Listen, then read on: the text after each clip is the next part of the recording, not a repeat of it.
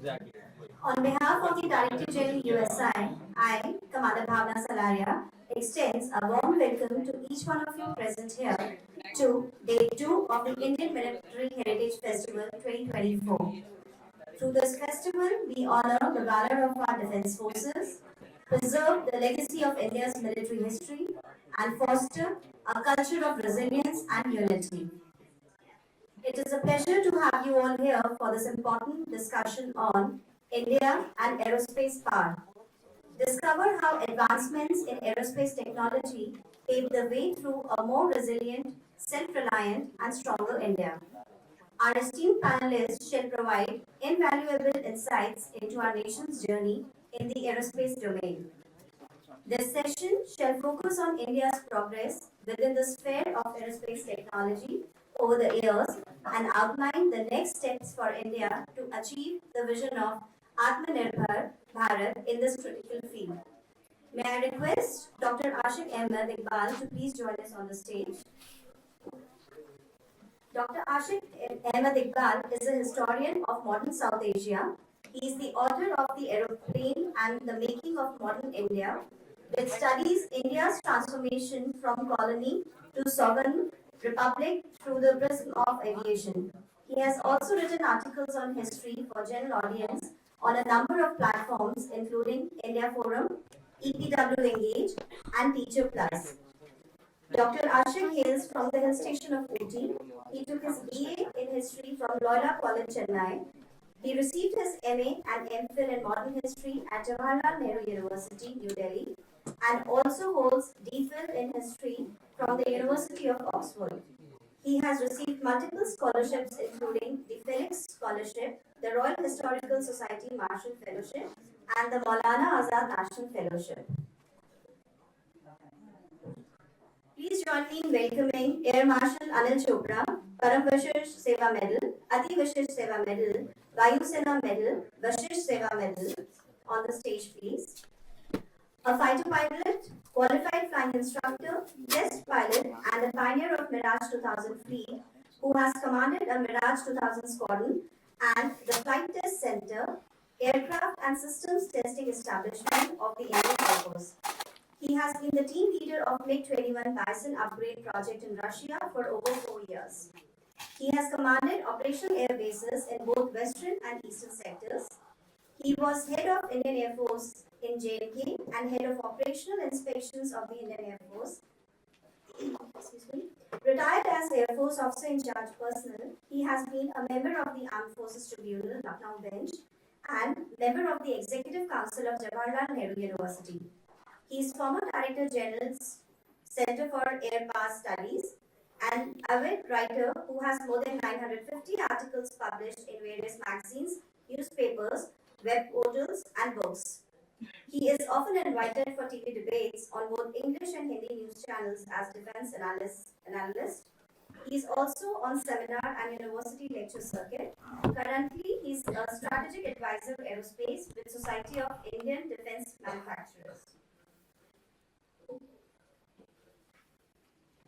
May I call upon Professor Dr. D.K. Pandey to please join us on stage.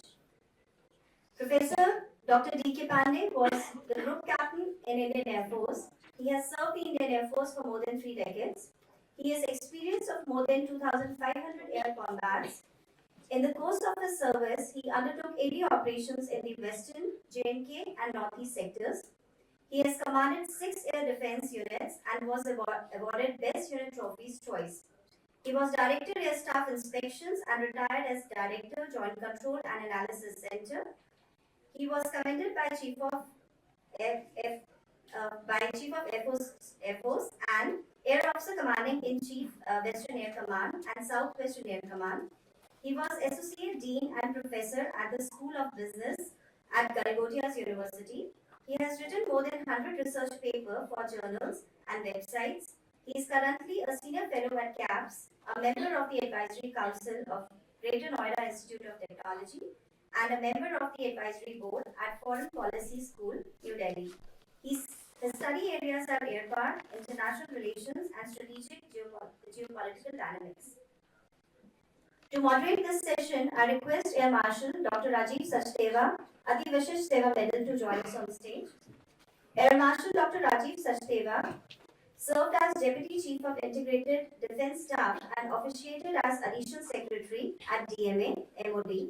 He is a distinguished fellow at I2P2M and certified management instructor by AIMA.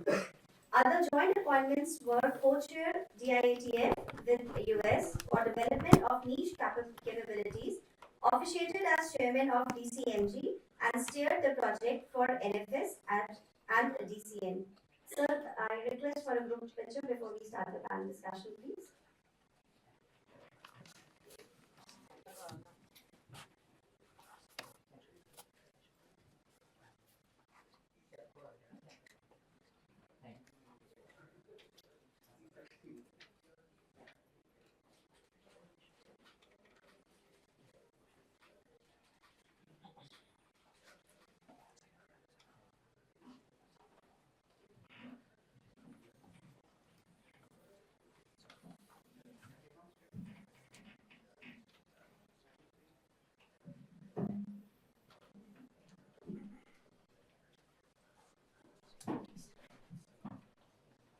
Morning everyone. I think I'm a little tall so I can do it. Human beings were designed to walk, run and swim. But for over a century we are breaking this law and we are flying. We were not designed for this. The conquest of air stands as one of the humanity's greatest achievements, a testament to our species' relentless pursuit of seemingly something which was impossible. For millennia, human beings gazed at the birds with envy, dreaming of the day when we too could soar above this earth. The dream once relegated to the realm of myth and fantasy like the flying dragons, and we also heard about Pushpak Viman, and it ended there. But it became a reality through a combination of scientific inquiry, technological innovation, and sheer determination.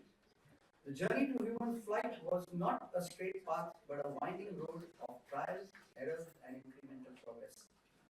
Meticulous studies of bird anatomy, the Montgolfier brothers' hot air balloons, each step brought us closer to understanding the principles that govern flight. The 19th century saw a surge in scientific approaches, laying the theoretical groundwork for fixed-wing aircraft and providing crucial data through numerous glider experiments. However, it was the Wright brothers who finally cracked the code of controlled power flight. Their success of 17 December 1903 marked a pivotal moment in the human history when sustained, controlled power flight at Kitty Hawk, North California, made the history in aviation when in a single day, 4 flights with the longest lasting for 59 seconds covered a distance of 852 feet to start the manned power flight journey and change the course of civilization. This achievement was not luck, but the result of years of methodical research, experimenting, and innovation. The implications of this breakthrough were immense and far-reaching. Within a few decades, aviation transformed the warfare, commerce, and culture. The world became smaller as distant land grew more accessible. International trade and diplomacy was revolutionized.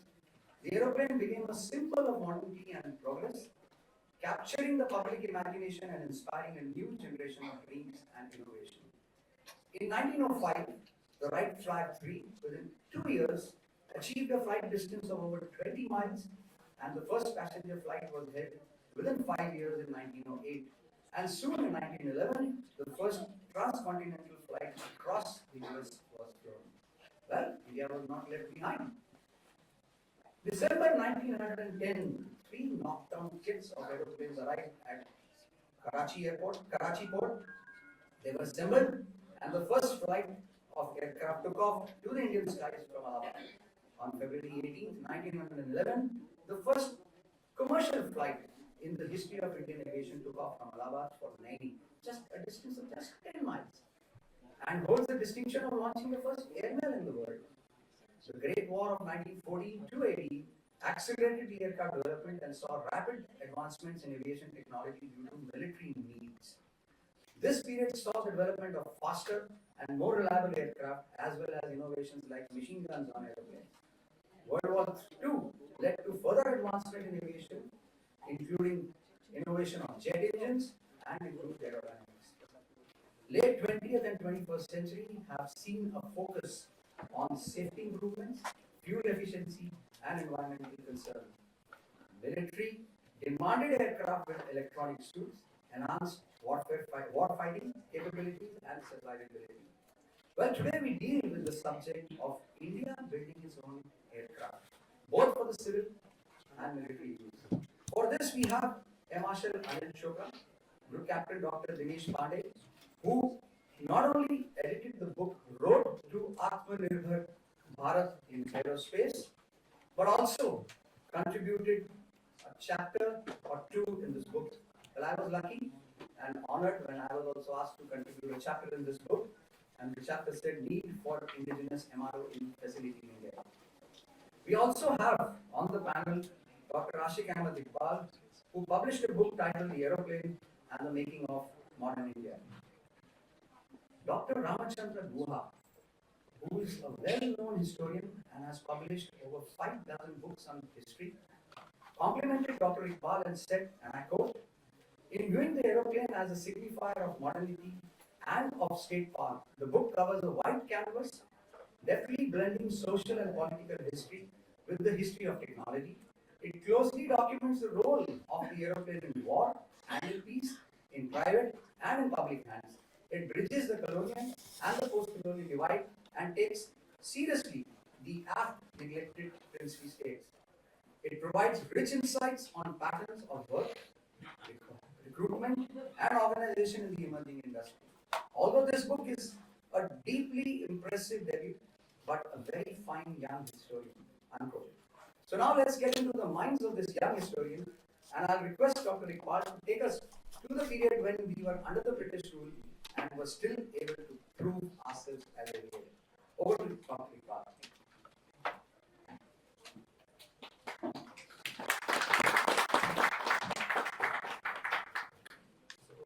So what about 7 minutes? Yeah. Got it. Excellent. Can I get some kind of pointer for the slideshow? Or do I just say yes? Just indicate to him. Indicate. Okay, perfect. Let's start. Alright, thank you everyone for coming in early this morning and choosing to attend this particular panel. Special thanks to Air Marshal for the introduction and to the United Services Institute, in particular to Squadron Leader Rana Chinna for inviting me to talk about my book over here. It's truly an honor to share the days with such a distinguished group of panelists and to be able to speak with professionals in the field. So my book, as you know, is essentially the story of aviation in India from 1939 to 1953, essentially the period from the Second World War to the nationalization of airlines in 1953. I look at both military and civil aviation, and what I'm going to do here is provide you with a very quick overview of the 4 or 5 chapters in the book. I'm happy to take questions about it later on when we have a Q&A session. So can we go to the next slide? So, what was aviation like before the Second World War? In India, it wasn't particularly great. This is the famous photo of Tata on his sort of inaugural air flight. One of the things that he had to do was land at Ahmedabad, which is where this photo was taken. The aeroplane had to be loaded. The aeroplane had to be loaded essentially with petrol that was brought on a roller cart. So the state of Indian aviation at this point was not particularly good, and the British had no intention of investing very heavily in civil aviation outside of connecting Britain to Australia. So if you traveled from Britain to Australia, you had pretty good aerodromes and facilities, but otherwise the British were not actually very keen on connecting India by air. Next slide.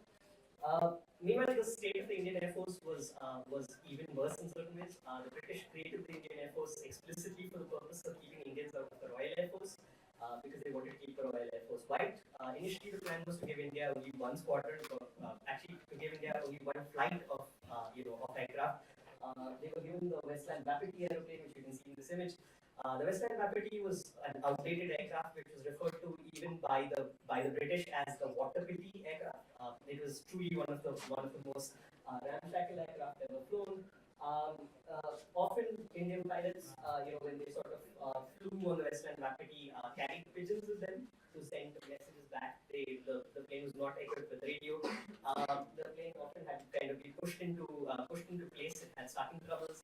And most importantly, Indians were simply not acknowledged necessarily by the British as equals or as members of the armed forces. Indian sort of non-commissioned officers were not referred to as sergeants like their RAF counterparts. They were referred to as Hawai sepoys. Initially, they had even difficulty getting uniforms. So again, the British were not particularly keen on investing in giving India an air force because giving India an air force would mean giving India independence, which is something that Indian politicians knew quite well. Next slide, please.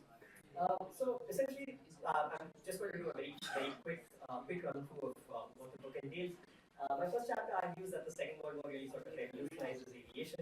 It leads to the construction of a whole lot of aerodromes, expands the Indian Air Force, provides Indian civil aviation with the basis, and it is really only with the Second World War that an Indian aviation sector, however small, comes into existence. Is a highly significant development.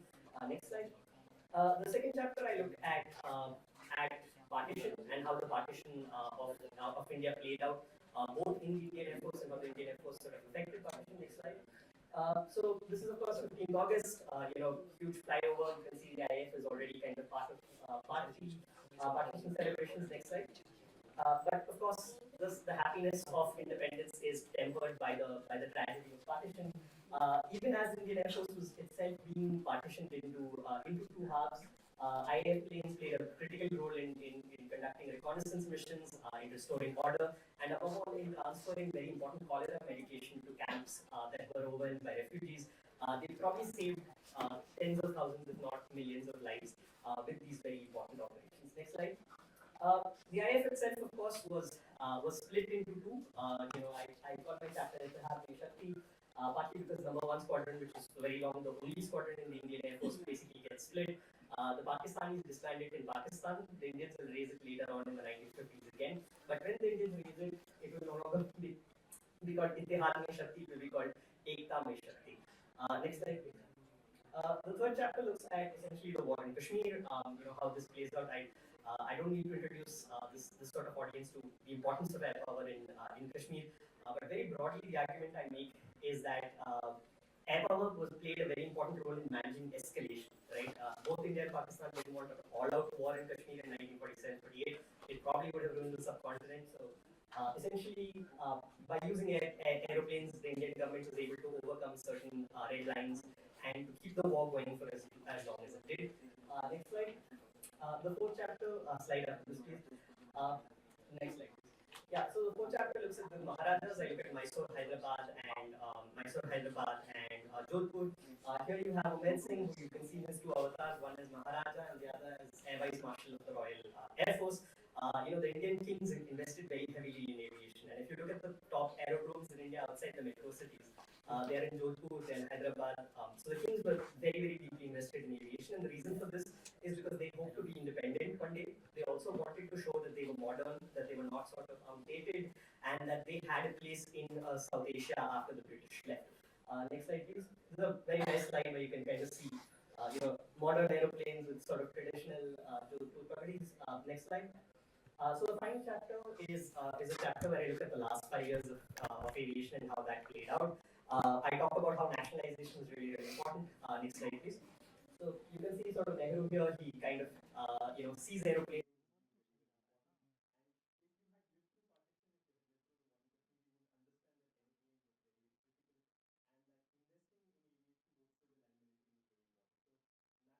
Airlines happens not because airlines were poor or they were badly run, which to be fair they were, but it also happened because of the security implications of what civil aircraft could mean in a country which had very, very few aircraft. The last slide. Yeah. So just very quickly, what are my three conclusions, the big conclusions of the book? One is that aeroplanes play a small but very important role in Indian history, in making India, free from a colony to a republic. Two, that the airplane is important for looking at how the idea of sovereignty gets constructed. the Indian leaders like Jawaharlal Nehru, Vallabhbhai Patel, were deeply invested in the idea of India having an air force, of India having powerful airlines if it was going to become independent. Simultaneously, both the Pakistanis and the princes also understood that they would need to have aeroplanes if they wanted to sort of maintain their sovereignty, and went quite far in investing in that. Third and finally, India is actually much more representative of the story of aeroplanes in the world, right? When we look at histories of aviation, we tend to look at Britain, France, Germany. These are a handful of countries that have most of the aeroplanes in the world. But the fact of the matter is that most countries in the world are like India, which in fact have a handful of aircraft and then have to make do with them, have to prioritize, have to engage in what we in India call jugaad, what people in the Spanish-speaking world call resolver, right? So essentially, the story of India, if you look at the story of India and aeroplanes in India, it's incredibly similar to the story of aeroplanes in Egypt and Peru. So this is just a call for a more inclusive history that doesn't just focus on those countries that have most aeroplanes. Final slide, please. Thank you so much for your time, and I look forward to Q&A. Thank you.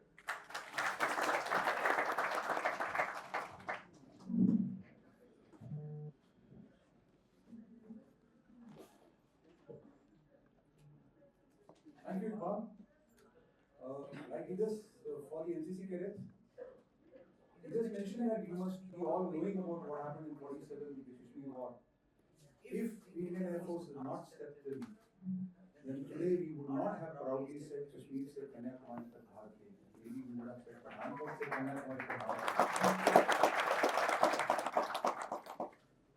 The way Kashmir was going away, we would not have had. India has displayed its capability in reaching the moon successfully.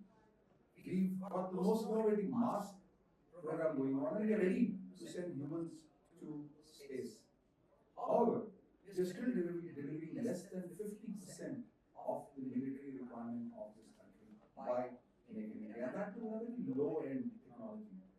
Despite the national thrust towards innovation and self-reliance, India still remains one of the largest arms importers in the world.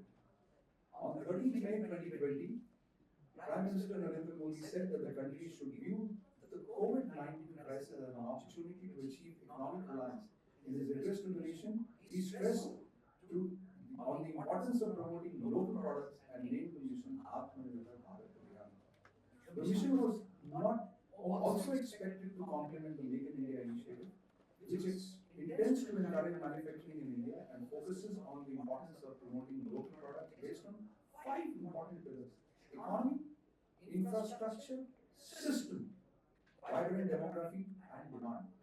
The policy approach was to create a conducive environment for investments, develop modern and efficient infrastructure, and open up new sectors for foreign capital, and aim to transform India into a global design and manufacturing hub.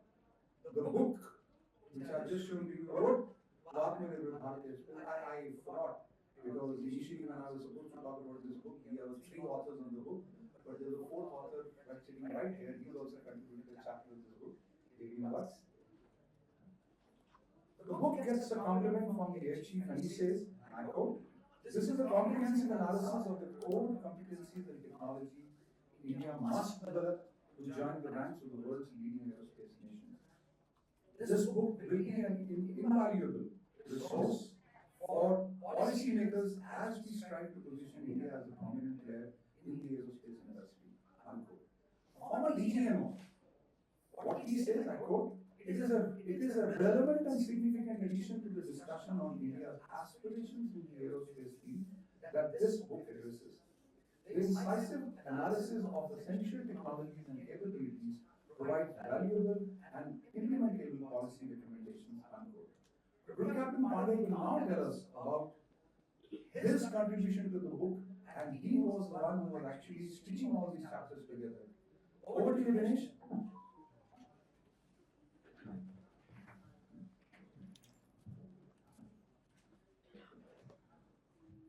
Thank you, sir.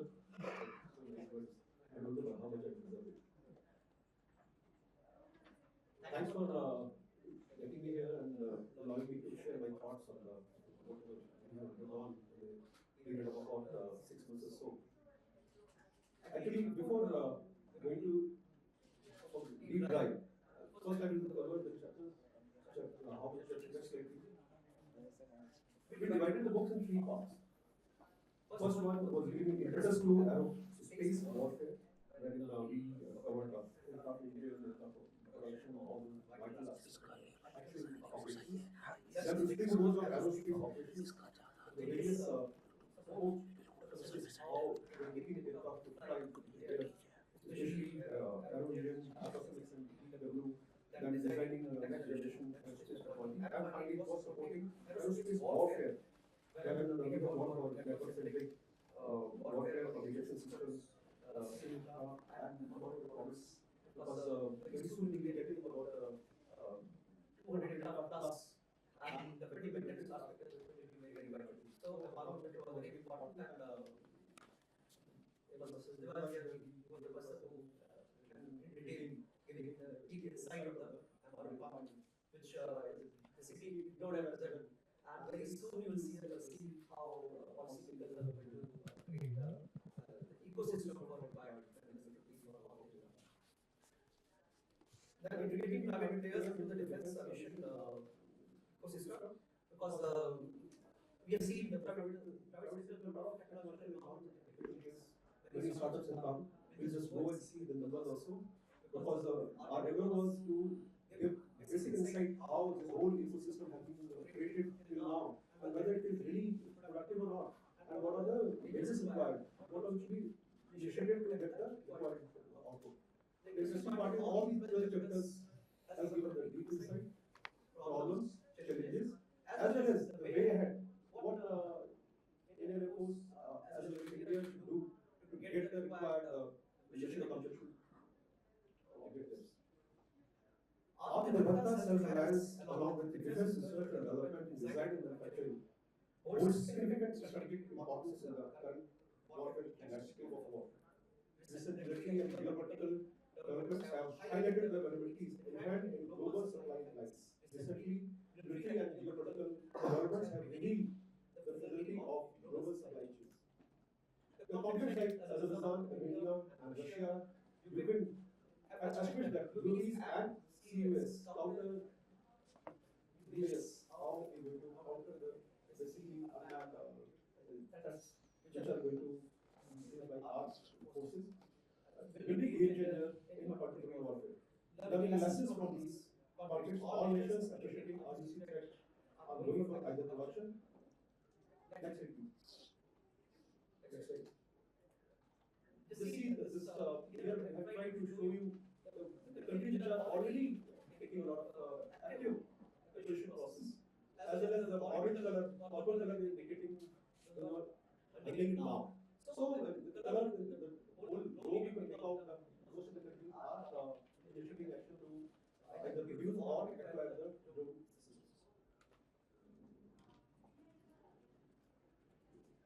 In view of lessons from RUC, the Russia-Ukraine conflict, as well as the kind of for the shield for importing defense assets, which Siddharth just mentioned, India is making sincere effort to strengthen its drone might. This reinforces India's emphasis over past 5-7 years on developing business system and competencies. Next slide, please. Just see the key government initiatives which have been taken to give the impetus to the ecosystem. Liberalize FDI policy, budget allocation, and this was demand for grant presented in the budget which was shown. The priority for domestic procurement emphasis is based on procuring capital items for domestic sources. Positive international list, 5 to 9 items have been already listed, which are prohibited for competence, and 5,000 more items from defense public sector are taking into use. So, efforts were made to give access to our own production system and to discourage getting the items from other vendors. Simplified the licensing process. The basic problem was everybody was thinking that the whole process is too long. It's clumsy and it is very difficult to achieve the objectives as far as licensing concerned. Then innovation for defense excellence to involve startups and MSMEs in defense innovation, public procurement preferences, defense industrial corridors. We all know to promote defense manufacturing, 2 corridors have been already installed, and it is going to take some time because acquisition of land and other things are in process. So very soon you will hear some significant developments. Opening defense R&D, this is a very, very vital part which was overemphasized over a long period. It has been addressed now. Domestic procurement allocation, 75% of the budget has been earmarked for domestic procurement. As far as we are taking 45%. So now dividends, next slide. The dividends is in the country. The Indian drone market size was estimated about $1.2 million in 2023. During the forecast year 2024 and 2030, Indian drone market size is projected to grow at a rate of 22.15%. Just see the requirement is there, but how we are doing it. Then next slide please. Just see how it is spreading in the height of the tower is increasing. And 2030 it is 4.87 billion what we are expecting. Next slide please. This is the outcome, whatever initiatives have been taken. The various 16 defense PSUs, 430 license companies, 16,000 MSCs, and the production graphs in front of you. As far as production is concerned, we started exporting also. The country which was number one in the importing list across the globe.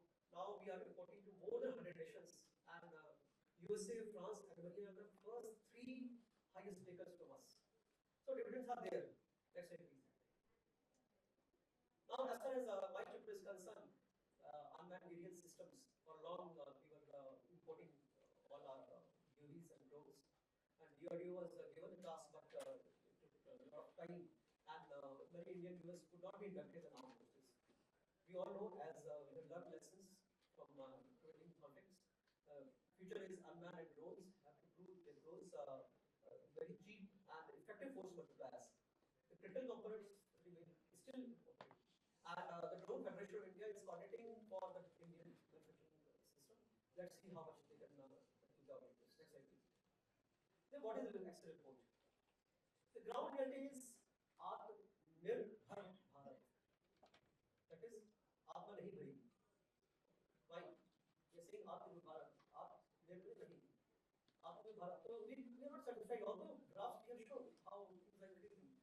62% of Indian technology is still sourced from China. So Atmanirbhar Bharat concept changed to China Nirbhar Bharat. And in place of becoming the Bharat Nirbhar Bharat. Endeavor is to make it Bharat Nirbhar Bharat, so that our production lines are within our own international borders. The fact is, Atmanirbharta is Atmanirbhar Bharat, means a lot of work to be done. And let's say, so what are the reasons basically? Lack of resources is one.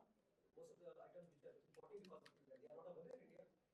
Basic spare ingredients are not Indian. And when I say this, it means we are importing from other countries. So if they are not available in Indian market, so what I should do? Because demand is there. And simple economics says demand and supply have to be met for getting the profits. My objective is something as defense forces may be looking for some other objective. But on the ground reality is the private operators, whosoever is producing, they are looking for some profits, some achievements, some dividends. Testing and certification mechanism is yet to be created. Now people are creating the roles. But how much part is Indian? So Indian index could not be as people don't have any proper ecosystem to establish this. So testing and certification system is to be created as early as possible. Although Tamil Nadu corridor is having new task 45 crores, which is having already allotted to initiate the first go to get the centralized central and certification environment. Let's see when it comes. But the problem is, till we get all these resources where we got, how to run the show.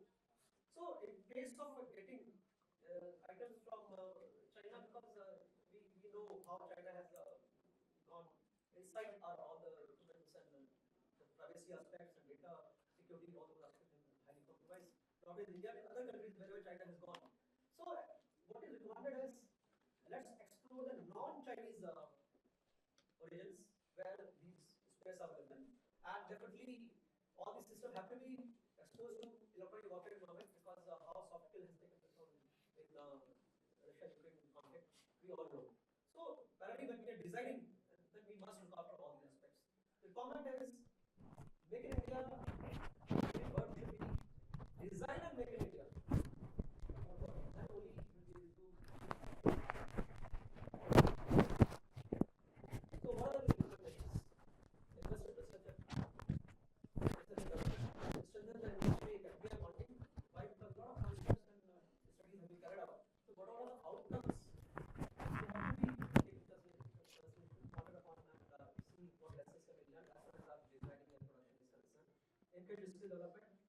government, private, and startup needs to adopt a strong collaboration approach to make India a drone hub. Create testing and certification mechanism as soon as possible. Policy reforms, reduce bureaucratic hurdles, encourage private sector. Although it may appear that it is ritual or customary to say, okay, reform of regulatory system should be profitable and all this. But point is, it has to be, the required handshake has to be there so that whatever objectives are there that can be achieved. Why when I'm saying this, like policy has been made, whether they are really fruitful, what are the actual problems, bottlenecks faced by the operators in the field? That has to be correct. So for that, interaction has to be there between all the stakeholders. The stopping China through imports may be a good first step for India. Till we get Indian drone spare manufacture needs to explore non-Chinese market due to security reasons. Next week. With this, I finish and Q&A. I will take on your questions. Thank you.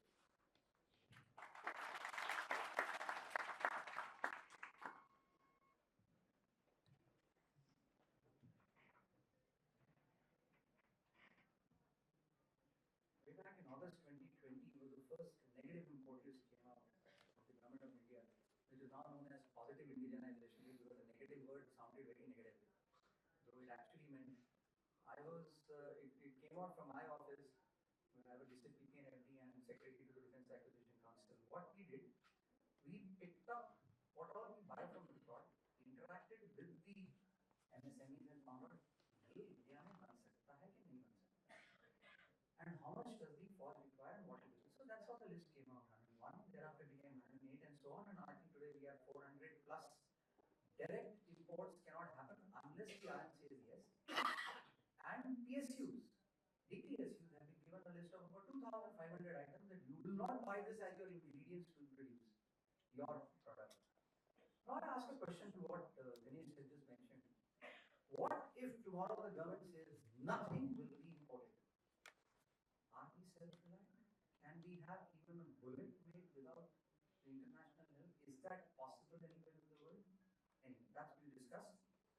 About the book, The President of Society of Indian Defense Manufacturers, the same book which we are discussing, said a very useful contribution to how India must progressively build a robust and resilient military industrial complex so as to protect its global interests as a nation. It offers a precise roadmap for realizing Atmanirbhar Bharat in a vital sector such as aviation. Do we know how to convert military budgets into military capability? I don't know whether anybody is training us to do that. So when we say we've got so much of budget, we just saw slide, so much of budget is coming. Do we know how to convert that into military capability? Okay, today we've got 1,72,000 crores. This is the military capability which can be. Do we know that? How many dollars? Or how many dollars go out of India to produce a weapon system or a platform in India, and we still proudly call it made in India? Produce an item. Has our industrial capability risen through the offset obligation? Does our DPSU today have an edge over the Indian private industry? Still? Do we need to have a systems approach in building aeroplanes in India? We not always make much of knowledge with a futuristic aeroplane manufacturing ecosystem for a big system. Over to you, sir. Thank you, Chair. Thank you, DBUSI. Good morning, ladies and gentlemen, and I have seen the clock. Next. One controls aerospace, controls this flight. And last year, 40% of the defense budgets of the world, so $2.4 trillion, was spent on aerospace. And aircraft remains increasingly relevant, high obsolescence, and therefore highest dividend in Atmanirbharta in aerospace. Next. The recent war in Ukraine has clearly brought out the importance of aircraft on every facet. The future aircraft of the world, sixth generation fighters, still have the pilot in it, though drones and UAVs have started dominating on the lower end of the war. Space has been a great enabler. AWC and iStar have played a great role. Next. Cyber, electronic warfare, airspace management, including electronic fratricide. We had cases where you jam your own systems. PGM stocking, supply chain logistic capabilities, structural changes is what we have learned. Next. Now look at what's across the Himalayas for us. Next. Though, Indian Army is the largest army in the world, bigger than Chinese, because Chinese is split into, but overall armed forces size for China is bigger. But if you see the slide on the right, the power index, the first three, that is Russia, China, USA, they are all very close in total power index. Whereas we are number 4, but gap between us and China is significant. Next. China aerospace industry. Their equivalent of HAL, 420,000 people. We in HAL have got 28,000. They have got 3 companies within the top 10 defense companies of the world. And of course, they have now become the 4th largest defense exporter. They're going up. They did espionage, reverse engineering. So what? But they got it today. And of course, and even the aero engine is coming up next. Aggressive political and military intent on aerospace. Space, last year, 67 launches. Ours, 7. Fly fighters, very soon, maybe 2-3 years, they will have more 5th generation fighter aircraft than all of Indian Air Force's fighters. That's the way they are going about it. And they have bombers, large number of them, with long-range cruise missiles, and soon they will have a stealth bomber. They have a transport aircraft, 60-ton transport aircraft. Between I-76 and C-17, 50 of them, and they're converting refuelers, airbags, everything over them. Next. They are working on a 40-ton class of helicopter jointly with the Russians. Big, even the Russians don't have. B-26 was their largest. And in UAVs, surface-to-surface missiles, long-range air-to-air missiles, they are trying to catch up and caught up with the Americans. So, leaping ahead in cyber electronic warfare. Next, see the numbers. India, China, Pakistan. These are all from a global resource. Military balance, 2024. Look at the ones in red especially. As I said, bombers, 5th generation fighters, electronic warfare, AWCs, FRAs, helicopters, UAVs, they are pushing ahead. That's just 25 years back, we were more or less equals. Next.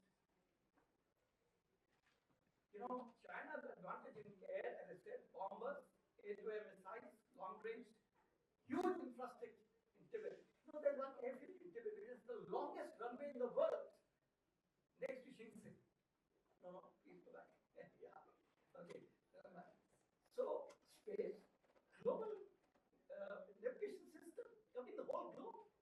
So, they are big and low exercise exposure and war exposure is an issue, but they're trying to catch up.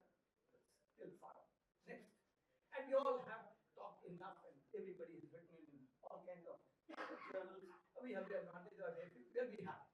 And that's not going to change. And we continue to have, I can tell you that we, Indian Air Force, can launch more missions every day, at least twice the number of missions that China can have from the airfield. If they lose 2 airfields and we lose 6 from attacks, we have that advantage. Next. So this is what we did in the last 25 years. Indian Air Force got transformed.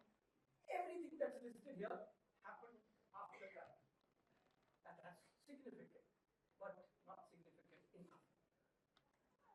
I have not been through the slide, but you all broadly can gauge what is there. Next. But IF needs to do much more. There are 3 things which I write more about. One is, of course, getting the fighters called number. There will be enough amount of debate. Some people say it's a fall, it's replaced the MiG-21, but you want the same number. My God, look at the other side. What has he got? He's getting 5th generation aircraft. We won't have a 5th generation aircraft in 2038. I'm not saying this. HAL chairman is saying this. He said it yesterday. 2038 is when you will get. Our our LCA Mark II will come only 2024. HCL will be the same. So we know where we are, and there is a need for us to invest greater number of drones, swarms, hasten indigenization programs, and of course some of the core areas we all know: aero-engines, hypersonic, EW, cyber, directed energy, weapons space. Next, you know, I'm a single man show, so I have made this slide not so good, but this is how, if everything was to work perfectly, in 2038 you can have 40 scores. But nothing is working perfectly. We already have Mark 1A delay by 1 year. Now we are going to get it only on 31st of March next year. Next. So huge indigenization push has been covered by earlier speakers, and we are okay. We're positive indigenization list, sports, BrahMos, Adani, Elbit is doing a lot of work. Sam, we are making. We are now tied up with to get the G engine. G engine, what is license production? That's all. There is no technology that's coming with us. We have been making license production engines in the past. British engines, Ador. We have done with the Russian engines. We are making license production. So nothing is going to happen. Much more needs to be done. Next. Got to go beyond license production. Need intellectual property rights. Here, next. Combat aircraft production ecosystem. We all know we've placed orders, 200 plus LCAs, plus LCA Mark II, you order large numbers, already commitments are there. AMCA, we have said 126 of them initially, more will be ordered. No shortage of commitment. Blind commitment has been given by Indian Air Force. We will buy, please give us something. That's our physical situation. But so much, AWC, SRs, 15 years ago. Continental size country with 6 aircraft, 4 of which will be serviceable, have 3 large and 3 small AWCs. What needs to be done and what have you listed in next? Hasten all. You have grand plan. Put the money on the table so that we get quality. Not happening very slowly. AMCA money has been given now. TCS approval, 15,000 crores, no money rupee. Next. Private sector coming big way. I think much more hand holding needs to be done. We are very good. We are making for OEMs around the world. We are making the Tatas, we are to name it. A lot of private companies, they are making LCA front, middle fuselage, tail fins of these 230. But we need to get DRDO and PSUs to hold private sector. Come on, guys, they're pulling of them. And they can get technology and they are paying good money to their CEOs. Unlike the HCS Lehman, who has to get money from the Secretary of the Government of India gets next. Drone ecosystem. I mentored to a drone company which has got a good order from the air. Decent order. And I have got to understand what. I have met the President of Drone Federation of India. What is it? They have made a list of components which are important. I mean, the battery, the rotor, the sensor, everything is ready. We're just putting the things together. So our contention is India needs to get into mass production of components, and that means some standardization has to be done, and that will be done by the Drone Federation of India next. Indigenous aero-engine.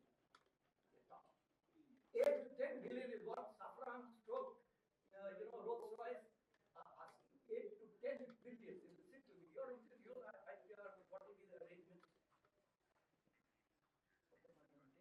Or use all the data that we have got from GTR, give it to Reliance, give it to Adani, I don't care who, and say, here it is, you buy it, so the technology, you pay whoever you want to, we give us everything. Find a solution. Next. And I feel that this aero engine should be handled by PMO directly through a task force, like they are handling space and nuclear. Next. This is my last slide. Advanced weapons approach is required. We are doing that. I think the aerial missiles, surface-to-air missiles, we are doing quite all right. The future is in hypersonic. We are very, very far behind in hypersonic. We've been captured recently done a study with the government of India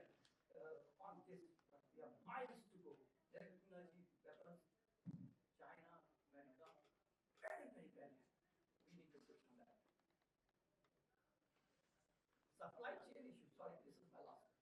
The point I want to highlight is what are we spending on R&D? 0.6%. What is China spending on GDP? What is China spending? 2.5%. What is America spending? 3.6%. 0.6, maybe 1.2, 2. That's where we need to go. Huge Russian basket of 60. My strong feeling is that we must, in next 10 years, try to make it 40 Indian, 40 Russian, 30 Western. Target for that. Thank you. Last.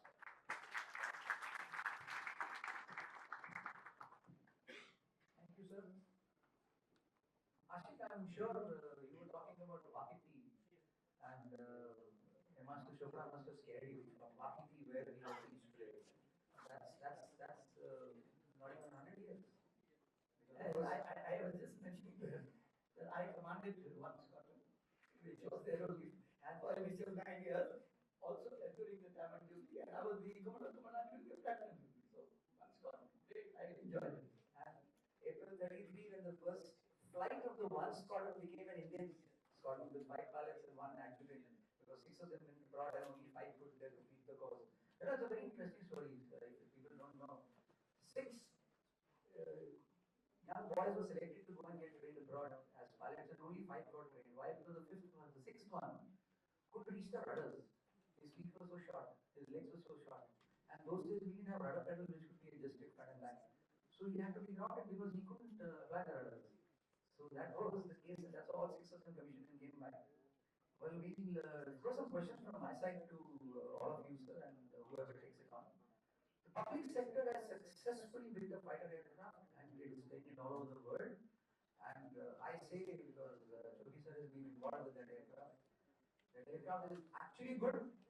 Why I say this? Because we never made the PM and a president fly a single engine aircraft. And our Prime Minister, Mr. Modi, flew the LCA, which is a single engine aircraft. President flew the fly, which is a twin. And defense ministers fly the twin. So that means it's a very nice aeroplane which is built by the public sector and it's flying. 3 variants of helicopters are successfully there, ALH, LCS and SEH. We have a couple of light transport aircraft down here, Avro, in any case, Avro is now 63rd year. Thank God it's not known to the Delhi government, because after 15 years they don't let a car fly on the road, and there are aircraft after 63 years right over the skies. And now, private sector is built C295MW. Sir, is that good enough to say that we won this Tata River? Yeah, let me give you a few timelines which will help you understand that are we good enough on Atmanirbhar Bharat. C295, we all know that by the time the last aircraft comes, we'll have 80% Indian items on board. 80%. But by the last aircraft. Because we're starting from lot of kits, etc. LCA timelines, 2001 first flight. 2015 first squadron with 2 aircraft. And today, 25. That's it's going to be 2025. 24 years, number of aircraft, 40 in the squadron, 50 total. See JF-17 timeline. See the J-20 timeline. Much faster. Okay, Chinese have money, they have got whatever they might have done. And this is not My contention is that C2 ALH is a good story, but it was wrong. But I'm very happy 400 flying 1,000 orders for ALH variants by different, LCH, LUH, everything, etc. put together. So we are doing in some sectors we are doing good, but as I said, as a nation we have to get our act right. And C295 coming to a private sector could start, but so much more. Dinesh, can we build aircraft at the rate at which we are required? Without the whole of nation approach? Your book is covering everything in it. Yes, that's true. Point is, I would say at least we have started. I know this is a very complex scenario what you are actually asking, because basic infrastructure changes we are starting making. So another the way LCA and ANCA and all those projects are being built. Hopefully, after about 5 to 7 years, we may be at a position where we are doing everything at our own resources. But again, only what conditions like this that people have to play the ball the way it is. Let me just add one thing. LCA today has 50% import content, 50%. And the target given by HAL and Diageo will be, we will have 60% by 2030. Because we will not have our own identity. We will not have many avionics, we still have some weapons from outside. We will have electronic warfare which will be outside. So we will be, if 2030 we're going to have only 60% indigenization in LCA, which is our flagship aircraft, I think we need to do better. And production wise, third line Nasik will be operational, I believe, next year. So we will be able to make 24. But where will we see the numbers we have made this year? Because of one day getting stuck because of engine, not only engine, software. Engine just the front. Actually speaking, there are many issues which HAL has to solve. Even if we had the engine on 31st of March this year, no, LCA Mark 1 will still be because of software. So there are issues to be solved. Dr. Ashik, can we know something about the Hyderabad aviation, because I believe that's where the first lady also flew, if I'm not mistaken. There's some, there's some.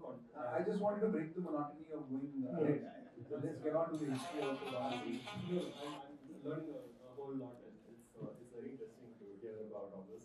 Hyderabad is a very interesting case because Hyderabad is by far, as you know, the wealthiest state in India among the princely states, and they essentially end up setting up their own airline, which is Deccan. And Deccan has not. It's very much in certain ways a predecessor of the kind of airlines that we now see in the Middle East. It's got it's got white pilots. It's got sort of Anglo-Indian air hostesses. In fact, a number of the pilots in Deccan are Poles who are kind of who fled the Second World War, who can no longer go back to Poland because Poland is now a communist country, and they kind of come to live over here. And in fact, Hyderabad considers setting up its own air force. So Hyderabad Hyderabad sends its representatives to London, and they meet retired Royal Air Force air marshals, and they ask them whether they'd be kind of willing to join Hyderabad Air Force. And those air marshals are quite interested in this, but as it turns out, the British are not keen on Hyderabad being an independent state, and neither is India. So what India does is that India essentially sets up an aerial blockade of Hyderabad. So Deccan is no longer allowed to fly into Hyderabad and so on. And then, of course, for those of us who have heard about the whole gun running that then happens, Hyderabad then sort of hires an Australian entrepreneur slash smuggler called Sidney Cotton, who flies in a lot of arms, via from Switzerland to Karachi to Hyderabad. So it's quite an interesting story, and the interesting thing to me in certain ways about Hyderabad is that in terms of, if we look at state structure between Hyderabad and East Pakistan doesn't have a functioning government. It doesn't in many places have flags for the new country. Whereas Hyderabad has a fully functioning state, but it is not recognized as a sovereign state by the UN, by the British, by the Americans, and so it doesn't end up sort of becoming a sovereign state. Whereas the parts of India that, especially in the east, that end up becoming sovereign, largely because of the fact that they accorded international recognition. So it's quite interesting that sense. Thank you. One last question from me, then we'll open to the house.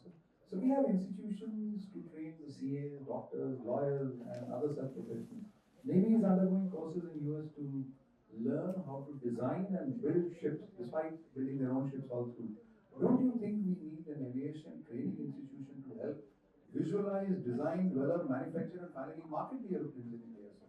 And this, to my thinking, cannot happen if we just do it government alone, private alone. Don't you think we should join up and do something like this so that we have a focus institution which is bringing us up, sir? Many universities, when I was DG CAPS and my predecessor, we all engaged a lot with the universities. Right now in universities, including RRU, we are trying to set up an aerospace faculty there. But most of the university colleges do not have aerospace as a subject or faculty. So there is, and even Air Force is conscious of it. We've been trying to, get this going, but unfortunately, I agree with you, probably that role pilots. Today we require institutions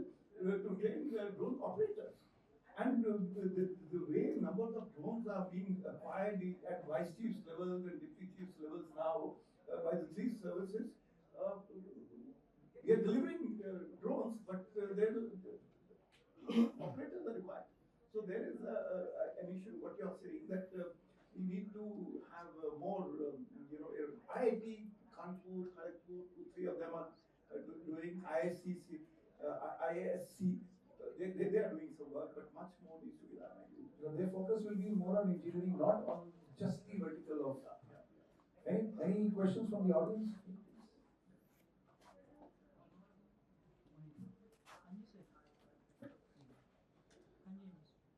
Thank you, Chair. My compliments to all the speakers. Before I ask anything, my basic qualification is graduation art. I'm not an engineer, although I'm a Bombay sapper. So I won't be able to answer any technical thing. But as a layman, my question is, are we building our own engines? Are we building our own fan belts? Are we building our own bricks for isolation in this thing? Where we are? Then one clerk is deciding what a professional should do.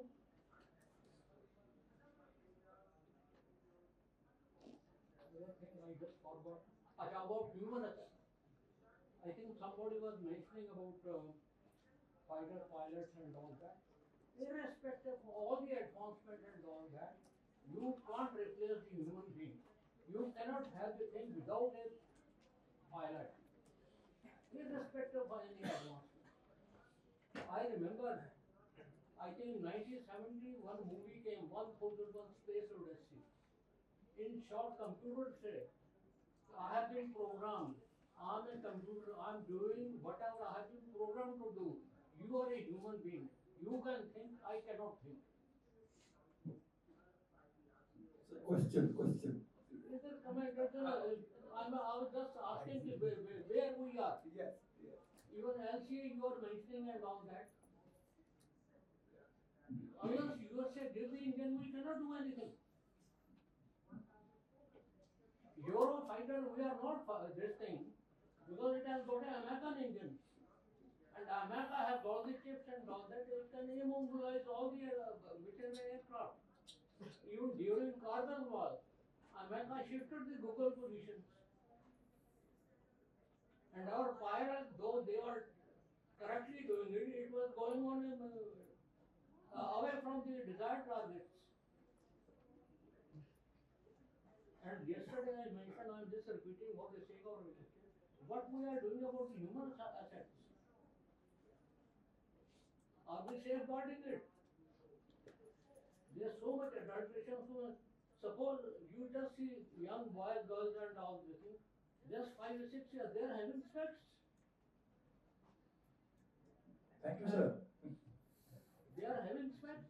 Suddenly you just see pilots flying at 2,000, 4,000 miles or kilometer per hour or not per hour. Suddenly you become blind. Have you thought of those eventualities? Thank you. This is my Thank you, sir. not question this. So your problem statement, everybody knows. The answers all of us know. I don't have solution. No. I don't have solution. Answers and solutions all of us know. The implementation will be by them, sir. The younger generation which is sitting there. No. So that is why we involve them. No. Somewhere, sorry, I disagree. Somewhere we have to. Wherever we have to put our foot down, we are not putting it down. The latest example is DG Coast Guard. He suddenly died.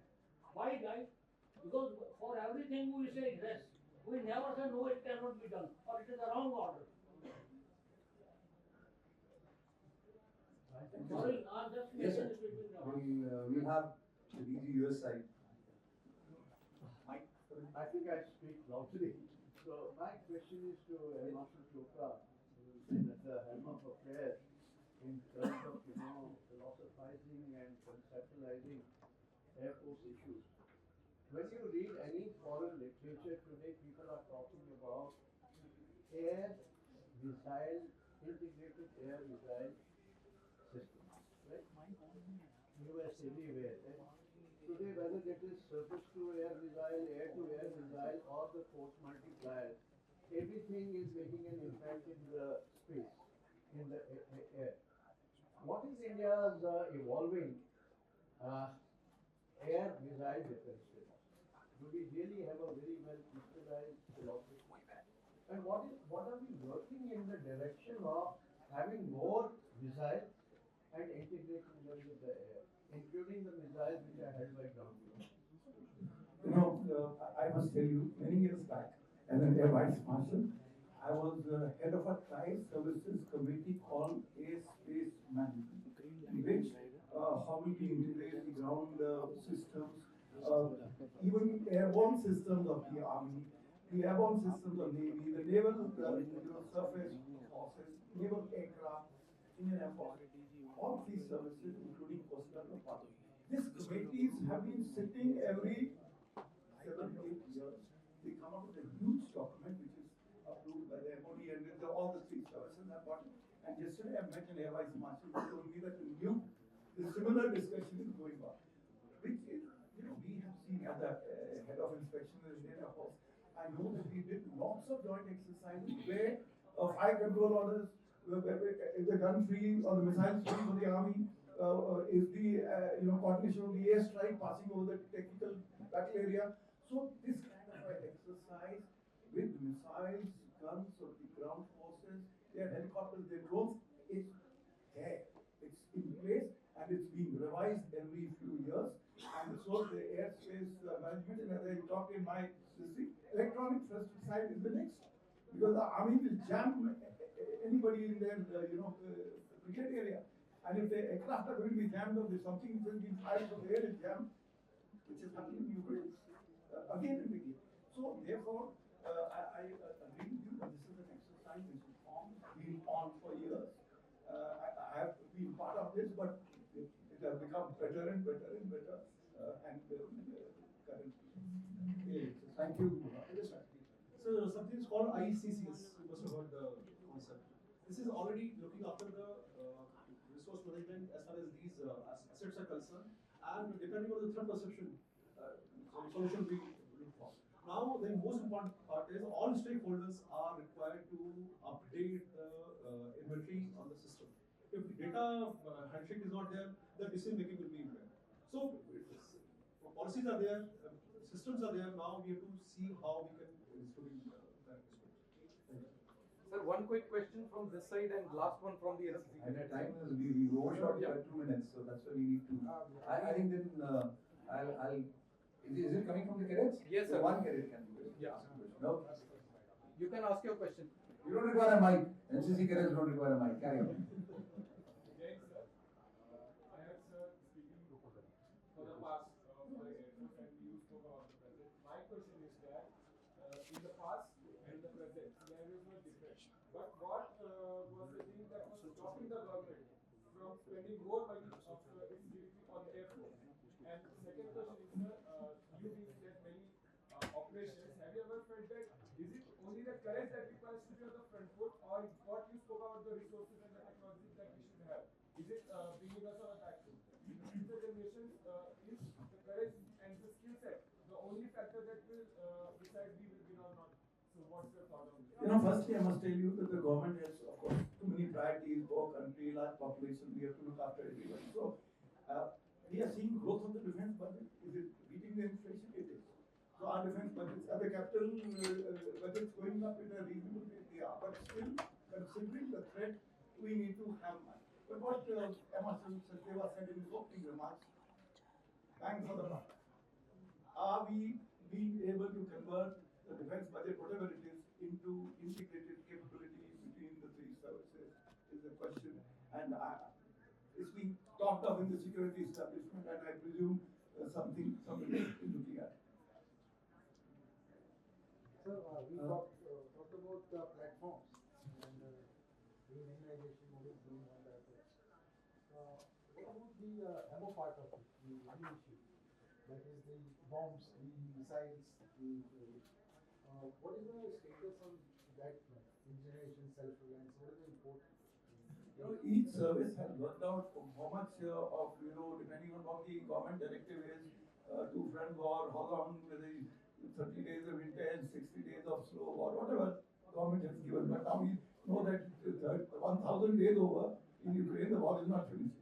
So all those calculations are being questioned within the government and with some comments. So there is X amount of stocking. Remember a missile, 10 years life. After that it goes. 10 years in air conditioned environment. Every time you move it from that air conditioned environment to take it to a truck and move it, life is going down. So there's X amount of region, billions is what a missile costs. Very, very expensive.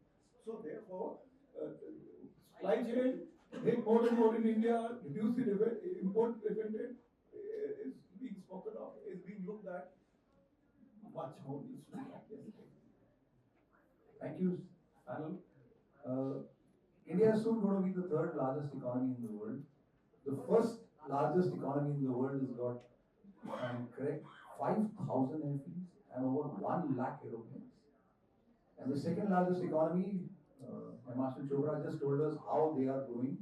Known civil airfields are about 500, unknown we don't know, military we don't know, so they are also running into 4 figures. And aeroplanes, the way they are manufacturing, they're going. If we are going to be the third largest country, we need to grow. We already have 2,000 aeroplanes in the air and another 2,000 are in the pipeline for the next 10 years. The orders have been placed, whether they've been manufactured or wherever. Just remember, your question, just remember, our money gets divided by 1.4 billion population. That's the problem. The others don't have that problem and we have that problem. China also has that, but their economy is well ahead of us. So even if we're going to be number 3, we're at least 4-5 times slower than China, and we get divided by 1.4. So the money requires to be given to this, to that, to this, to this. Even your uniform. When I was an NCC cadet, I used to be in an RDC in a tent, and I used to do a lipa poti for my. You were staying in a fixed structure there. The economy is changing. Money is required for you also. Money is required for everybody. So with that, sir, we will come to an end of session 1. We overshot by 7 minutes because the questions had to be thrown from both sides. The choreographer was controlling the panel. And ladies and gentlemen, thank you very much for being patient listening to us. Thank you, sir. Thank you, sir.